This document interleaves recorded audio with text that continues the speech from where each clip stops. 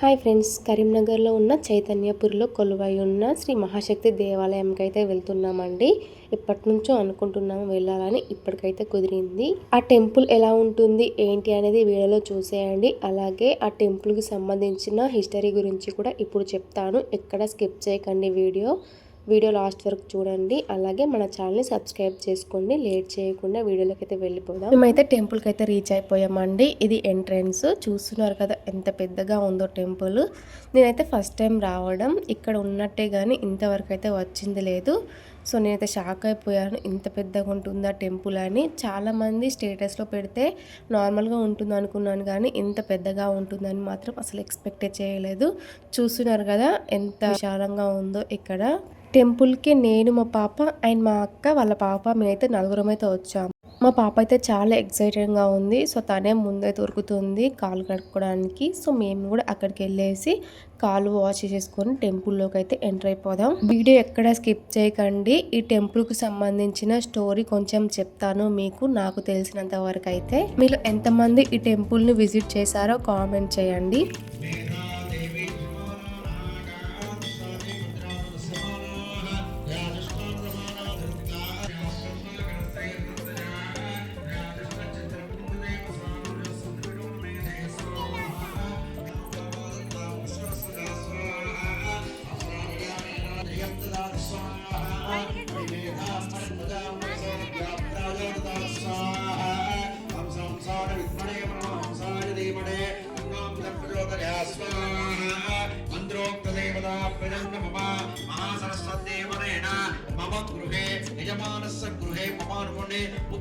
పుత్రికస్య అఖండ విద్యా బుద్ధి ప్రాప్తిరస్తు తదాస్తు తదనంతరం అనండి. మమ గృహే గ్రహచార గోచార మధ్య నవగ్రహ దోష నివారణ అర్థం నవగ్రహ అనుకూల్యత సిద్ధార్థం ప్రాతకాల సమయేన యథాశక్తి అధిదేవత ప్రత్యేక దేవత సహిత నవగ్రహ హవనాక్యం అహం ఆచరిష్యే.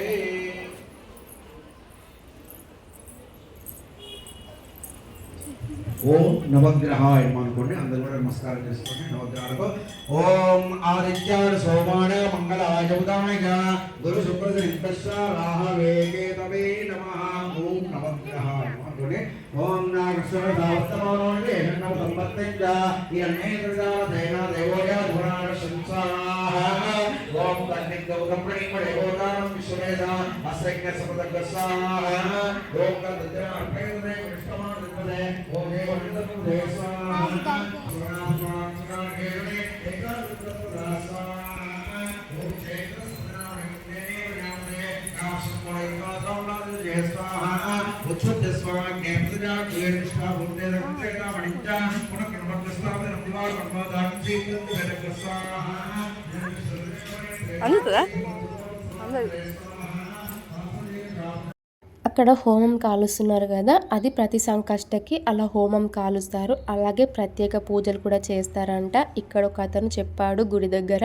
అలాగే సంకష్ట రోజు రాత్రి సమయంలో కూడా ప్రత్యేక పూజలు చేస్తారు. అలాగే భక్తులకి అన్నదానం కూడా ప్రొవైడ్ చేస్తారు. నాకైతే ఇప్పుడే తెలిసింది ఇక్కడ కూడా ఇంత పెద్దగా జరుపుతారని. చూస్తారు కదా, పబ్లిక్ అయితే చాలా మంది వచ్చారు. ఈ టెంపుల్లోనే గణపతి దేవాలయం కూడా ఉంది చిన్నగా. చూస్తున్నారు కదా, ఇప్పుడు నేను వెళ్తుంది అదే అన్నమాట.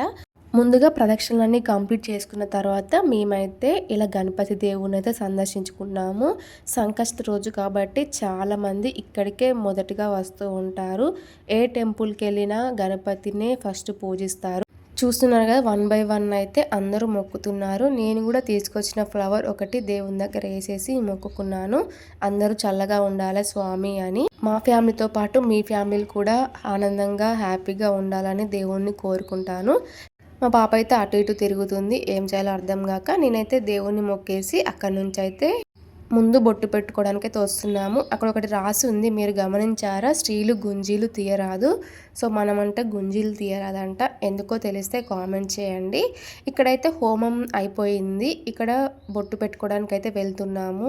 ఇక్కడ మహాశక్తి టెంపుల్ గురించి అయితే నాకు తెలిసిన విషయాలు అయితే కొన్ని చెప్తాను, చూసేయండి. ఇక్కడ అమ్మవార్లు త్రిశక్తుల స్వరూపిణిగా కొలువై ఉన్నారు. ముఖ్యంగా ఈ ఆలయంలో దేవి నవరాత్రులు, దీపావళి మరియు శ్రావణ శుక్రవారం వంటి పర్వదినాలలో అమ్మవారికి ప్రత్యేక పూజలు, హోమాలు జరుగుతాయి.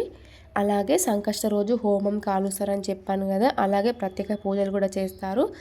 శ్రావణ శుక్రవారం నాడు వరలక్ష్మి వ్రతాలు, అలాగే శ్రీరామనవమికి సీతారాముల కళ్యాణ మహోత్సవం కూడా ఇక్కడ ఎంతో వైభవంగా జరుగుతుంది. ఇక్కడ అమ్మవారిని దర్శించుకోవడం వల్ల సకల సంపదలు, ఆరోగ్యం మరియు విజయం చేకూరుతుందని రూపాలైన దుర్గా, లక్ష్మి, సరస్వతి అమ్మవార్లకు ప్రత్యేకంగా అష్టలక్ష్మి పూజలు, కుంకుమార్చనలు నిర్వహిస్తూ ఉంటారు. ప్రతి సంవత్సరం వచ్చే దేవి నవరాత్రులలో ఈ ఆలయం భక్తులతో కిటకిటలాడుతుంటుంది. అమ్మవారికి ప్రత్యేకంగా ప్రతిరోజు ఒక్కొక్క ప్రత్యేక అవతారాలలో అలంకరిస్తారన్నమాట. వివిధ పర్వదినాలలో కూడా ఆలయంలో గణపతి హోమం, లక్ష కుంకుమార్చన వంటి కార్యక్రమాలను కూడా ఘనంగా నిర్వహిస్తారు. దీనిని త్రికూట ఆలయం అని కూడా అంటారు. ఎందుకంటే ఇక్కడ కొలువై ఉన్న ప్రధాన దేవతలు శ్రీ మహాలక్ష్మి, శ్రీ మహాదుర్గ, అలాగే శ్రీ మహాసరస్వతి. ఇక్కడ ముగ్గురు దేవతలైతే ఉన్నారు ఈ టెంపుల్లో. వీరితో పాటు లక్ష్మీ గణపతి విగ్రహం కూడా స్థాపించబడింది. భవానీమాల దీక్షలు, నవరాత్రులు మరియు ఇతర పవిత్ర సమయాల్లో కూడా వేలాది మంది భక్తులకు ఆలయంలో భిక్ష అంటే అన్నదానం అందించడం ఇక్కడ ప్రత్యేకత. నిత్య అన్నదానం కూడా ఉంటుంది ఆ సమయాలలో. ఇక్కడికి టెంపుల్కి విజిట్ చేయడానికి అనుకూలమైన సమయాలు కొన్ని ఉంటాయండి. సో సాధారణ రోజులలో ఆలయ సమయాలు ఎలా ఉంటాయంటే, సోమవారం ఉదయం 6 గంటల నుండి మార్నింగ్ 11 AM వరకు అయితే పూజలు చేస్తారు. అలాగే సాయంత్రం పూట 5 నుంచి 8 వరకు అయితే జరుగుతుంటాయి పూజలు. అలాగే శుక్రవారం అమ్మవారికి ప్రత్యేకమైన రోజు. ఆ రోజు ఉదయం 6 గంటల నుంచి మధ్యాహ్నం 12 గంటల వరకు, అలాగే సాయంత్రం 5 గంటల నుంచి 9 గంటల వరకు మాత్రం పూజలు అనేది నిర్వహిస్తారు. అలాగే శనివారం, ఆదివారం రోజుల్లో కూడా సేమ్ అండి. ఉదయం 6 గంటల నుంచి 11 గంటల వరకు, అలాగే సాయంత్రం 5 గంటల నుంచి 8 గంటల వరకు పూజలు అనేవి నిర్వహిస్తారు. ఎవరైనా విజిట్ చేయాలనుకున్న వాళ్ళు ఈ సమయాలలో తప్పకుండా రండి, ఆ దేవి అనుగ్రహం పొందండి. నాకు తెలిసినంత వరకు అయితే నేను చెప్పానండి. ఇంకేమైనా ఉంటే ప్లీజ్ కామెంట్ చేయండి, తెలుసుకుంటాను. ఏదైనా మిస్టేక్ చెప్పుంటే కూడా ప్లీజ్ ఎక్స్క్యూజ్ చేయండి, తెలియకుంటే చెప్పండి, తెలుసుకుంటాను. మేమైతే ఇక్కడ అమ్మవార్లను దర్శించుకున్న తర్వాత అయితే ఇక్కడైతే కొబ్బరికాయలు కొడుతున్నామండి. ఇక్కడైతే ఒక సైడ్కి ఇలా కొట్టేదైతే పెట్టారండి, చాలా బాగుంది. మొత్తం ఎక్కడెక్కడ పడేయకుండా ఒక సైడ్కి ఉంటుంది. ఇది మాత్రం చాలా బాగుంది.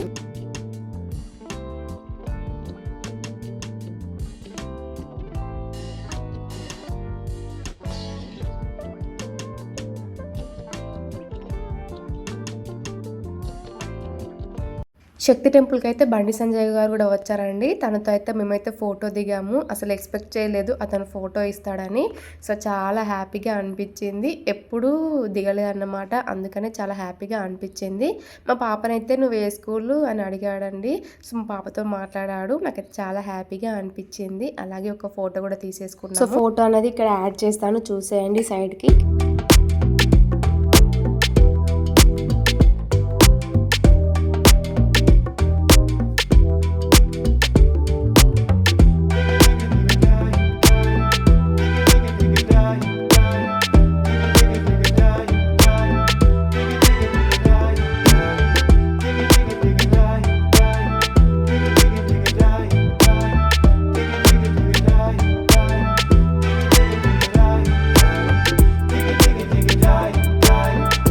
ఇక్కడ అమ్మవార్లను చూపిస్తే చూసేయండి. ఇక్కడ చూస్తున్నారు కదా, ఈ అమ్మవారు వచ్చేసి మహాదుర్గ అమ్మవారు, శ్రీ మహాదుర్గ అమ్మవారు అన్నమాట.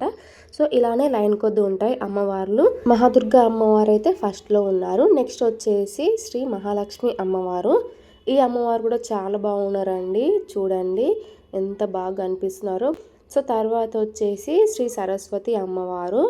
ఈ అమ్మవారు కూడా చాలా బాగున్నారండి. ఎవరైనా అక్షరాభ్యాసం చేసుకునే వాళ్ళు ఉంటే ఇక్కడైతే చేయించుకోవచ్చు ఈ అమ్మవారి దగ్గర. ఇక్కడ అక్షరాభ్యాసం చేయించుకోవాలంటే 2 days బ్యాక్ అయితే ఇక్కడ ఒక నెంబర్ ఇచ్చారండి. ఆ నెంబర్కి అయితే కాల్ చేసి బుక్ చేసుకోవచ్చు అక్షరాభ్యాసం పిల్లలకు చేయించాలనుకున్న వారు.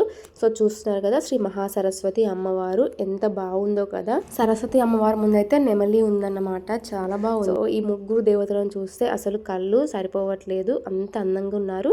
నేను ఫస్ట్ టైం వచ్చాను కాబట్టి నాకు అలా అనిపిస్తుందేమో కానీ సో నాకైతే చాలా బాగా నచ్చింది ఇక్కడ అమ్మవారు.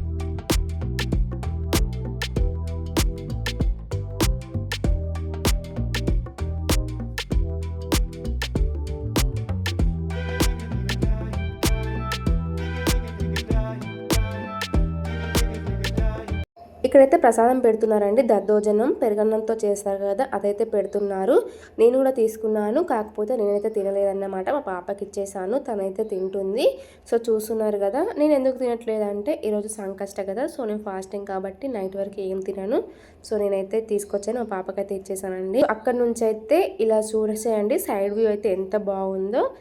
ఇది వచ్చేసి హోమం దగ్గర కాల్చారు కదా దానికి సంబంధించిన విభూతి మేమైతే పెట్టేసుకున్నాము. పాప అయితే దాని చుట్టూ ఏమో విన్యాసాలు చేస్తుంది. చూస్తున్నారు కదా, పబ్లిక్ అయితే చాలా తగ్గిపోయారు. ఇక్కడైతే నవగ్రహాలు ఉన్నాయి, ఒక సైడ్కి అయితే ఉన్నాయి. ఇక్కడ కూడా చాలా బాగుంది, దేనికి దానికి సపరేట్గా అన్నమాట.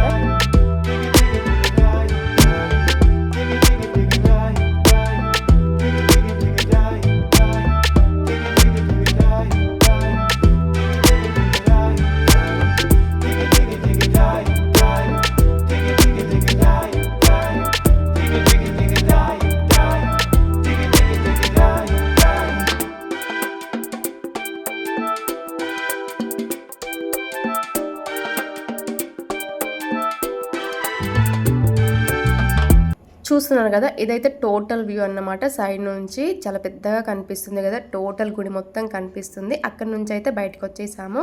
బయటకు వచ్చేసి అయితే ఆటో కోసం వెయిట్ చేస్తున్నాము. ఇక్కడ ఆటోస్ దొరకడం చాలా కష్టం అన్నమాట. సో చూస్తున్నారు కదా, శ్రీ మహాశక్తి దేవాలయం అని మహాశ అయితే ఇక్కడ వాల్ మీద కూర్చుంది. బ్యాక్గ్రౌండ్ అయితే చాలా బాగా పడుతుంది. సో ఒక 2-3 ఫొటోస్ అయితే దిగింది తనైతే. దిగిన తర్వాత అయితే ఒక ఆటో వచ్చింది, ఆ ఆటోని మాట్లాడుకొని మళ్ళీ అయితే రిటర్న్ అయిపోయాము. ఐ హోప్ మీకు ఈ వీడియో నచ్చిందని అనుకుంటున్నాము. నచ్చితే లైక్ చేయండి, షేర్ చేయండి, అలాగే మన ఛానల్ని సబ్స్క్రైబ్ చేసుకోండి. సో మరిన్ని వీడియోస్ కోసం మన ఛానల్ని ఫాలో అవుతూ ఉండండి. Bye bye. మరో వీడియోతో మళ్ళీ మీ ముందుకు వస్తాను. అప్పటి వరకు స్టే ట్యూన్.